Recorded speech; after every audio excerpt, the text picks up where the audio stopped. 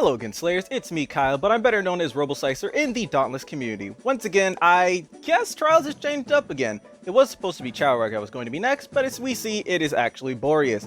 Boreus is pretty easy to get through as long as you just don't use Pengar Shrine. I know I traditionally love Pengar Shrine as a lantern, but this week we're going to be using the Embermane Rapture. He's a pretty simple behemoth to get around, especially for a sub 5, but not really easy to get onto the board because it's very competitive this week.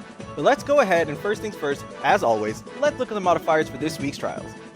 This week's modifiers, I wouldn't really call them modifiers, it's more like boost for us. So what you're going to see is weak point. If you focus on the spot that has a little lightning bolt on it, you will break it and he'll get shock proc and he'll stay down for quite a while.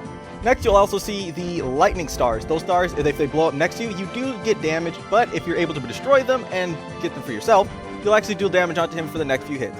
He's got electricity, so Behemoth's physical attacks do shock Slayers, but that's not too big of a problem, and bomber bats. So those bombers that he naturally brings down himself, there will be more that are coming down on their own, which you can also blow up next to him to stagger him and get more overpower to proc off. So, as I said, not really modifiers, it's more like perks for ourselves.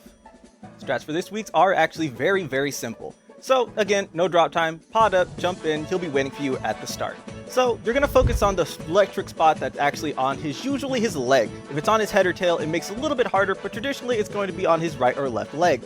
Whichever leg it's on, focus on it, so when it pops, he'll shock proc, fall over, and because you are using the Scorched Agonies, which are bonded to the Inferno Fangs, you'll have overpower, and overpower will proc off, giving you 60% more damage whenever he's down. Focus on also getting those bomber bats to blow up next to him, which will also stagger him, making overpower go off even more. If you break apart, that's even more, and if you can stagger him, that's even better.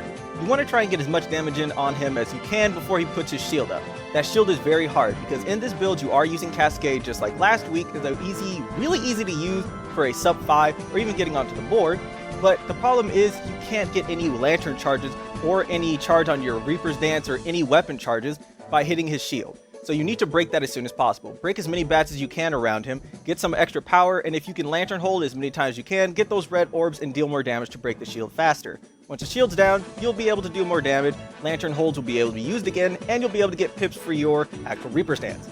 Other than that, just make sure that you get him as many times as you can. Get it under 5 minutes. It's a very simple one. Stay in the air if you can whenever he does that spin, because that spin, when it lands and it hits, it does deal some damage.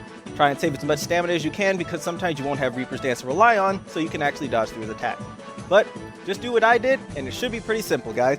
Happy hunting, Slayers. Y'all stay safe.